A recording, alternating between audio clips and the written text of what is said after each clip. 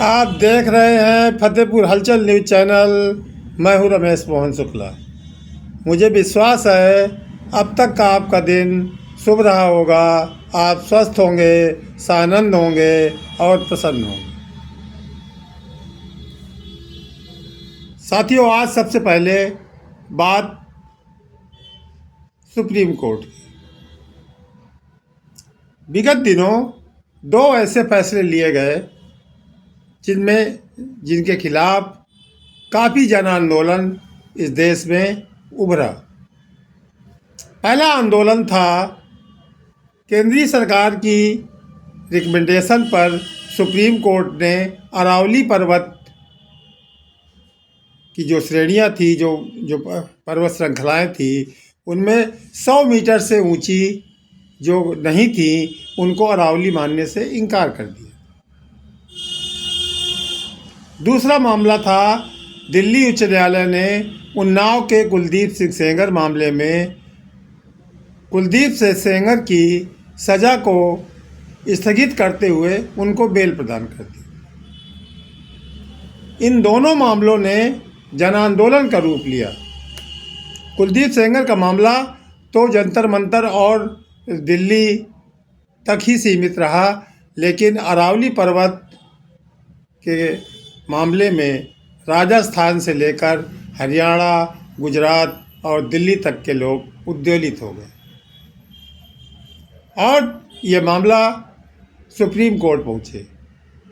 आज supreme court ने इन दोनों मामलों में सुनवाई करते हुए दोनों फैसलों को फिलहाल के लिए स्थगित कर दिया और दोनों मामलों में सरकार से उसने कुछ जवाब मांगे। यद्यपि यह मामला का अंतिम निर्णय नहीं हुआ है, लेकिन जन आंदोलनों की वजह से कुछ आंशिक राहत जरूर मिली। ये थी आज की त्वरित की खबरें। अब मैं चलता हूँ बड़ी खबर की तरफ।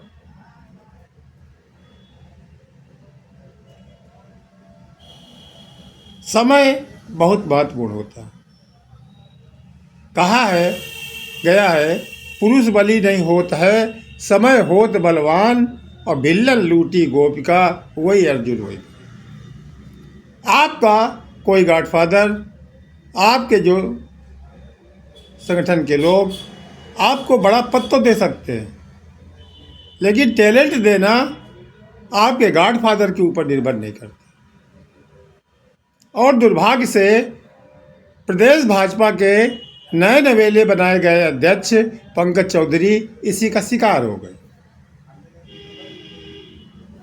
अध्यक्ष बनते ही उन्होंने जो ब्राह्मण समाज की मीटिंग के विधायकों ने जो मीटिंग की थी उस पर एक प्रतिबंध लगाया, एक नोटिस जारी की और सुर्खियों में आ गए और पूरा सोशल मीडिया पंकज चौधरी के खिलाफ हो गया।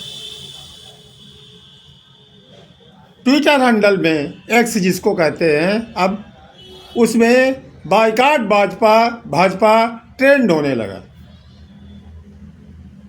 सोशल मीडिया में भी इस बैठक के विरोध में जो चेतावनी दी थी प्रदेश अध्यक्ष ने, उस पर काफ़ी बवाल बचा और अभी भी बच रहा है। ये तो वही बात हो गई कि जैसे कोई ओपनर बैट्समैन आता है और पहली ही गेंद पर कैच आउट हो जाता है।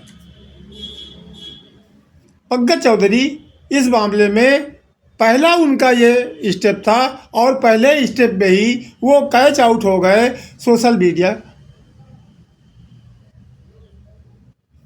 केवल सोशल मीडिया ही नहीं, मेन स्ट्रीम मीडिया ने भी इस पर काफ़ी बहसें चलाई।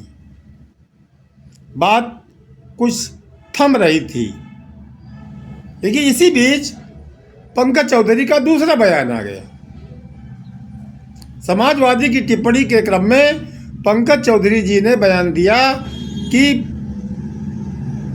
सपा का प्रदेश अध्यक्ष बनने के लिए किसी आम कार्यकर्ता को अगला जन्म लेना पड़ेगा, वो भी उन्हीं के परिवार में, क्योंकि वहाँ प्रदेश अध्यक्ष केवल अखिलेश के परिवार का ही कोई व्यक्ति हो सकता है। दूसरा, उन्होंने बयान दिया कि सपा के राष्ट्रीय अध्यक्ष से ज़्यादा महत्वपूर्ण भाजपा का प्रदेश अध्यक्ष होता है। और फिर फंस गए अपने बयानों में पंकज चौधरी। पंकज चौधरी जी मूलतः व्यवसायी है, इनकी प्रकृति व्यवसायी है। वो जो ठंडा तेल बनाने वाली कंपनी के ये मालिक थे, बाद में राजनीति में आए और अभी तक ये केंद्र में वित्त राज्य मंत्री थे। शायद इन्होंने होमवर्क नहीं किया था प्रदेश की राजनीति का। इनको ये भी नहीं मालूम था कि सपा का जो प्रदेश अध्यक्ष है वो श्यामलाल पाल है, जो यादव बिरादरी के नहीं है और न ही अखिलेश परिवार के हैं। इस पर समाजवादी पार्टी का IT सेल पंकज चौधरी के ऊपर काफ़ी ट्रोल है।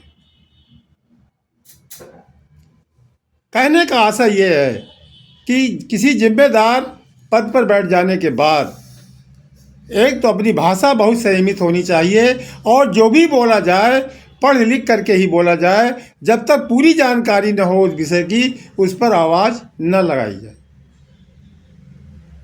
इस मामले में पंकज चौधरी अब तक नाकाम रहे। आगे क्या होगा ये तो उनकी आगे की गतिविधियां बताएंगी, लेकिन ये दो मामले जिस पर वो पहली ही गेंद पर कैच आउट और बोल्ड आउट हो गए। आप देख रहे हैं फतेहपुर हलचल न्यूज़ चैनल और मैं हूं रमेश मोहन शुक्ला। धन्यवाद। जय हिंद, जय भारत।